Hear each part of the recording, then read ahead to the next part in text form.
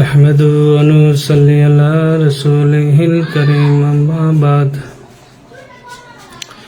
إن الله وملائكته يصلون على النبي يا أيها الذين آمنوا صلوا عليه وسلموا تسليما اللهم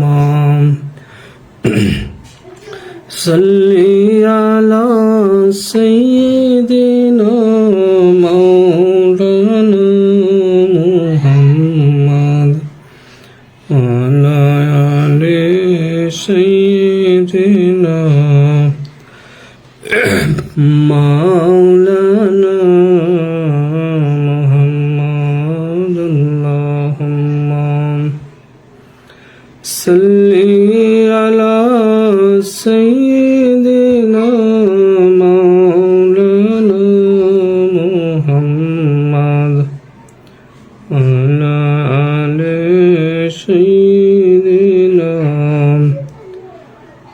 مولانا محمد तेरे नस्लें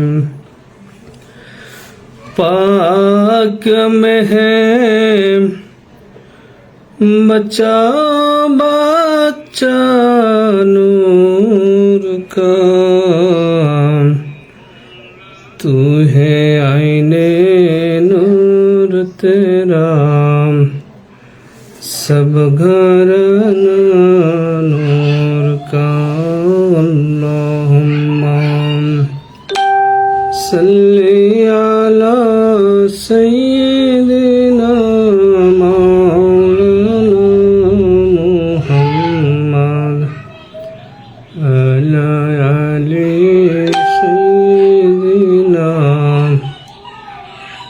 मौलाना मुहम्मद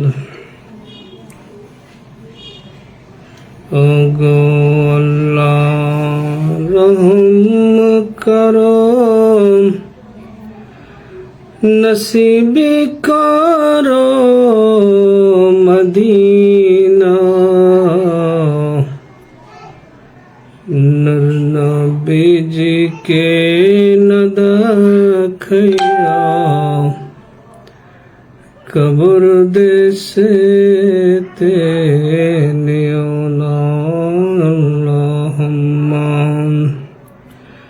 सल्ली अला सय्यिदिना मौलाना मुहम्मद अला आले सय्यिदिना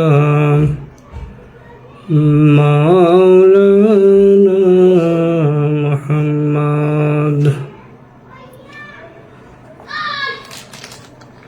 समस्त प्रशंसा সেই মহান আল্লাহ তাআলার যিনি আমাদের এত সুন্দর করে সৃষ্টি করেছেন এবং আরো ভালোবেসে আমাদের মহান আল্লাহ তাআলার শ্রেষ্ঠ নবীর আহমদ মুস্তাফা মুহাম্মদ মুস্তাফা যিনি সমস্ত নবীদের নবী সমস্ত জগতের নবী হুজুরপুর নূর সাল্লাল্লাহু আলাইহি সাল্লামের উম্মত হিসাবে আমাদের প্রেরণ করেছেন সে সাথে লক্ষ কোটি দুরূদ ও সালাম বর্ষিত হোক আকায়েদে নামদার তাজদারে মদিনা ইমামুল আম্বিয়া পিয়ারা নবী জানের নবী দয়ার নবী হুজুরপুর নূর সাল্লাল্লাহু আলাইহি সাল্লামের রওজা মোবারক সবাই যখনই লাইভটি দেখবেন সকলে পড়ে নেবেন সাল্লাল্লাহু আলাইহি ওয়াসাল্লাম।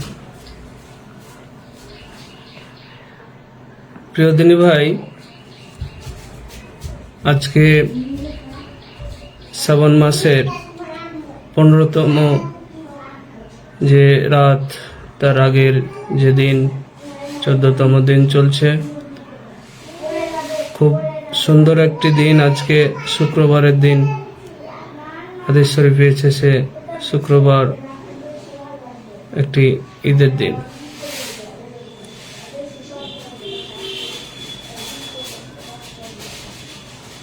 শ্রাবণ মাসের যে মাহে শ্রাবণ বা শবে বরাত এর বিভিন্ন আমল এবং এর তাৎপর্য সম্পর্কে সিয়াসিত্তার বিভিন্ন হাদিসে বর্ণনা এসেছে। আমি কয়েকটি হাদিস আপনাদের সামনে তুলে ধরার চেষ্টা করব, তৌফিকি ইল্লা বিল্লাহ। যদি মহান আল্লাহ তাআলা আমাকে সেই শক্তি এবং ভালোবাসা দেন। হুজুর আকরাম সাল্লাল্লাহু তাআলা আলাইহি ওয়াসাল্লাম ইরশাদ করেন, রজব ও রমজানের মধ্যবর্তী মাস হচ্ছে শাবান। এক্ষেত্রে মানুষ অলসতা ও উদাসীনতা প্রদর্শন করে, অথচ এই মাসে বান্দাদের আমলগুলো সওয়াব বেশি দেওয়া হয় এবং আল্লাহর দরবারে পেশ করা হয়। আল্লাহ রাসূল বলছেন যে আমি এটা বেশি পছন্দ করি যে আমার আমলগুলো আল্লাহর দরবারে তখনই পেশ করা হোক যখন আমি রোজাদার থাকি। এই হাদিস শরীফে ইমাম বাইহাকি তার শুআবুল ঈমান ও হযরত উসামা রাদিয়াল্লাহু তাআলা আনহুর বর্ণনা সূত্রে বর্ণনা করেছেন। তাহলে বোঝা গেল যে আল্লাহ রাসূল এই শাবান মাসে রোজা রাখতেন কেন? যে এই মাসে আল্লাহ তাআলা বেশি সওয়াব পছন্দ করেন এবং এই আমলগুলো যখন আল্লাহ তাআলার কাছে পৌঁছানো হয় তখন যেন আল্লাহ রাসূল রোজাদার অবস্থায় থাকেন। আমরা শাবান মাস সম্পর্কে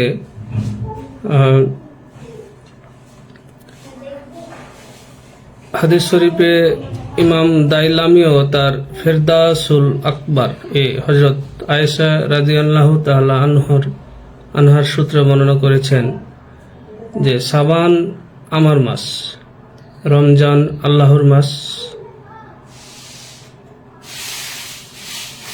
এই হাদিস শরীফে থেকে যে আমরা জানতে পারি যে শাবান আমাদের প্রিয় নবী হুজুর সাল্লাল্লাহু আলাইহি সাল্লামের মাস। এই মাসে অনেক মর্তবা এবং মর্যাদা রয়েছে। হযরত আনাস রাদিয়াল্লাহু তাআলা আনহু বর্ণনা করেছেন, মাহে রজবের আগমনের সময় সরে আলম সাল্লাল্লাহু তাআলা আলাইহি ওয়াসাল্লাম দোয়া করতেন, হে আল্লাহ, রজব ও শাবান মাসকে আমাদের জন্য বরকতময় করো এবং বরকত সমূহ নাজিল করো, আর আমাদের ভাগ্যে রমজান দান করো। এই হাদিস শরীফ ইবনে আসাকির এবং ইবনে নাজ্জারও বর্ণনা করেছেন। তার মানে আল্লাহ রাসূল শাবান মাসে বিশেষ দোয়া করতেন যে হে আল্লাহ, রজব ও শাবান মাসকে আমাদের জন্য বরকতময় করো এবং বরকত সমূহ নাজিল করো, আর আমাদের ভাগ্যে রমজান দান করো। বুখারী, মুসলিম, আবু দাউদ ও মুয়াত্তায় হযরত আয়েশা সিদ্দিকা রাদিয়াল্লাহু তাআলা আনহার সূত্রে হাদিস শরীফ বর্ণনা করা হয়েছে। তিনি বলেন, রাসূল আকরাম যখন রোজা রাখতেন তখন আমাদের মনে হতো যেন এখন আর কখনো রোজা রাখা বন্ধ করবেন না। আবার রোজা রাখা বন্ধ করলে মনে হতো যেন এখন থেকে আর রোজা রাখবেন না। অর্থাৎ তিনি কখনো ধারাবাহিকভাবে রোজা রাখতেন, আবার কখনো দীর্ঘদিন যাবত রোজা রাখতেন না। আমি রাসূল আকরাম সাল্লাল্লাহু তাআলা আলাইহি ওয়াসাল্লামকে মাহে শাবান ব্যতীত অন্য কোনো মাসে পুরো মাস যাবত রোজা রাখতে দেখিনি। অবশ্যই তিনি শাবান মাসে অন্যান্য মাসের তুলনায় বেশি রোজা রাখতেন। এটা বর্ণনা করছেন কে? চিন্তা করেন যে এটা মা আয়েশা রাদিয়াল্লাহু আনহা বর্ণনা করছেন এবং এটা বুখারী শরীফ, মুসলিম শরীফ, আবু দাউদ ও মুয়াত্তায় আছে। আবু দাউদ শরীফে হযরত আয়েশা সিদ্দিকা রাদিয়াল্লাহু তাআলা আনহার একটি বর্ণনা উল্লেখ করেছেন, রাসূল আকরাম সাল্লাল্লাহু তাআলা আলাইহি ওয়াসাল্লামের নিকট অন্যান্য মাসগুলোর তুলনায় শাবান মাস বেশি প্রিয় ছিল, এমনকি তিনি রমজান মাস আসা পর্যন্ত রোজা রাখতেন। এই শাবান মাসের বিশিষ্ট যে একটি রাত, দিবাগত 14 আর 15তম দিনের পূর্বভাগ যে রাত, মানে আরবিতে আপনারা জানেন যে বাদ মাগরিব পর দিন শুরু হয়। মহান আল্লাহ তাআলা আমাদের আরবি দিনটাকে আগে রাত দিয়েছেন, পরে দিন দিয়েছেন। চিন্তা করা যায় যে আমরা আগে রাতে ইবাদত বন্দেগী করে পরদিন আমরা রোজা রাখতে পারি, এবং এ রোজার অনেক ফয়েজ ও বরকত রয়েছে। ইবনে কানি আবু সালাহ খুসানি থেকে বর্ণনা করেছেন যে 15 শাবানের রাতে মুশরিক, হিংসুক, বিয়াদব, আত্মীয়তা ছিন্নকারী, তারপরে আপনার গোড়ালির নিচে কাপড় ঝুলিয়ে চলাচলকারী, পিতামাতাকে নির্যাতনকারী, মদ্যপায়ী দিকে আল্লাহ দৃষ্টিটুকুও করবেন না। তার মানে এই ব্যক্তিগুলোকে মহান আল্লাহ তাআলা যে রহমতের দৃষ্টি আছে সেটা দেন না। তাই এ রাতে বিশেষ করে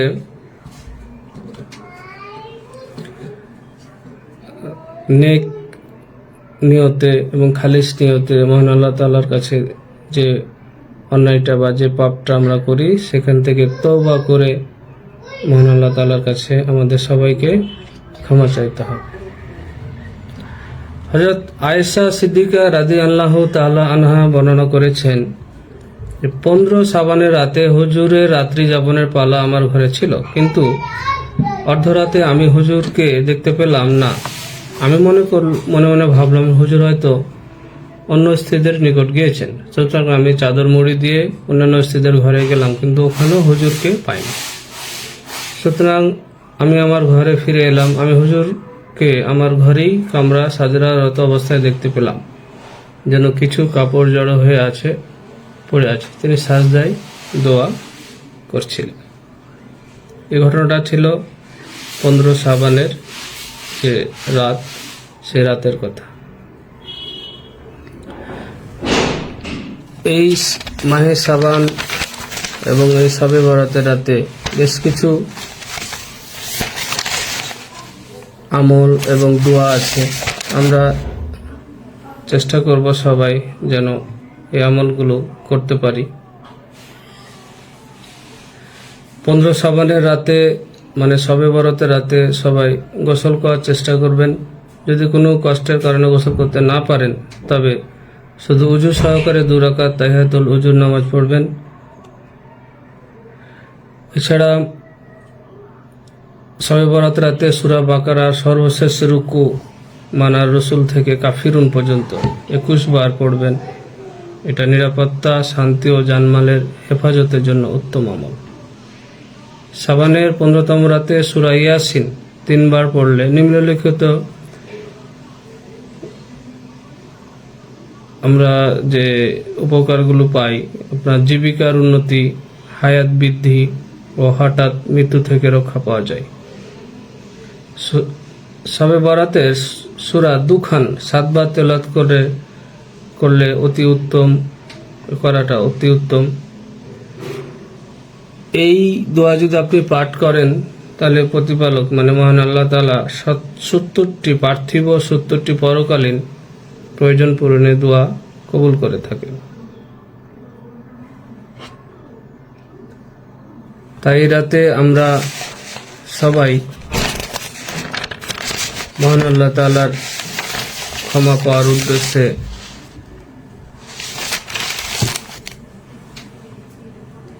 ইবাদত বন্দেগী করব এবং আমরা যেন মহান আল্লাহ তাআলার কাছে ক্ষমা পাই সেটাও দোয়া করব। এই রাতে যে বিশেষ কিছু ব্যক্তিকে আল্লাহ তাআলা ক্ষমা করেন না, তার মধ্যে আমরা দেখলাম কাফির, মুশরিক বা আমার অবদ্ধ সন্তান, এছাড়া আপনার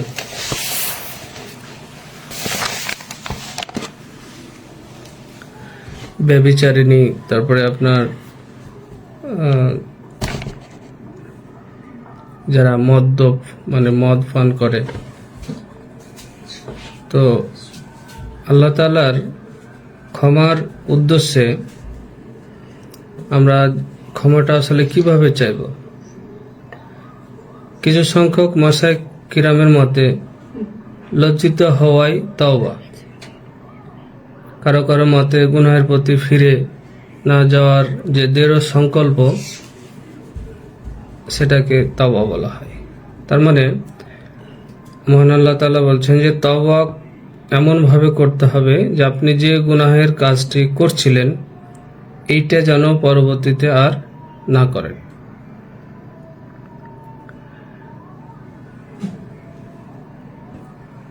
আল্লামা জাওহারি বলেন, পাপরাশি থেকে ফিরে আসাকে তওবা বলে। মানে আপনি যে পাপটা করছেন সেটা থেকে যদি ফিরে আসেন, সেটা হবে আপনার তওবা। আপনি যে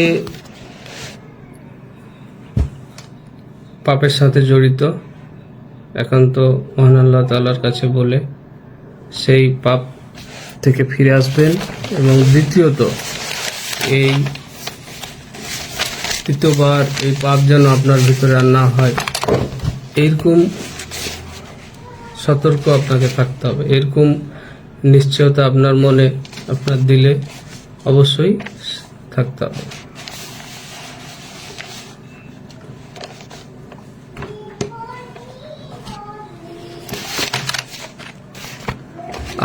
আমরা যদি মহান আল্লাহ তাআলার দরবারে তওবা করি, তো তওবার কিছু সত্য তওবার নিদর্শন পাওয়া যায় যে আপনার যে তওবাগুলো আসলে কবুল হয়েছে কিনা আপনি বুঝতে পারবেন। হযরত সাইয়্যিদুনা আব্দুল্লাহ ইবনে মুবারক রাহমাতুল্লাহি তাআলা আলাইহি বলেন, সত্য তওবার 6টি আলামত রয়েছে। অতীতের পাপরাশির কারণে লজ্জিত হবে, পাপাচারের প্রত্যাবর্তন না করার দৃঢ় সংকল্প করা, যেসব ফরজে ঘাটতি রয়েছে সেগুলো আদায় করা, যার হক নিয়েছে তাদেরকে তাদের হক প্রদান করা, নাজায়েজ ও হারাম সম্পন্ন দ্বারা যে সম্পদ দ্বারা শরীরে যে সব চর্বি তৈরি করা হয়েছে তা দুশ্চিন্তা ও দুঃখ দ্বারা গোলানো, এমনকি চামড়া হাড্ডির সাথে জড়িয়ে যাবে। আর যদি তাতে গোশত আছে, তাহলে এমন গোশত আসুক যা হালাল ও পবিত্র হবে। তার মানে তওবার যদি কেউ করে, সত্য তওবা, যদি সে ব্যক্তি নিজেও বুঝতে পারবেন যে এই যে আপনার যেমন কয়েকটি ইমাম মুবারক রাহমাতুল্লাহ তাআলা আলাইহি উল্লেখ করেছেন, এই বিষয়গুলো তার মধ্যে অবশ্যই পরিলক্ষিত হবে। হাকিমুল উম্মত মুফতি আহমদ ইয়ার খান নমি আলাইহির রহমতুল্লাহি বলেন,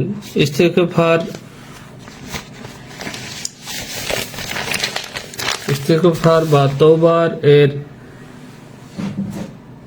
মাধ্যমে অতীতের পাপরাশি ক্ষমা চাওয়া হয় এবং তওবার হাকিকতে আগামীতে গুনাহ না করার অঙ্গীকার করা কিংবা মুখে গুনাহ না করার প্রতিশ্রুতি দেওয়াকে ইস্তেগফার এবং অন্তর থেকে ওয়াদা করাকে তাওবা বলা হয়।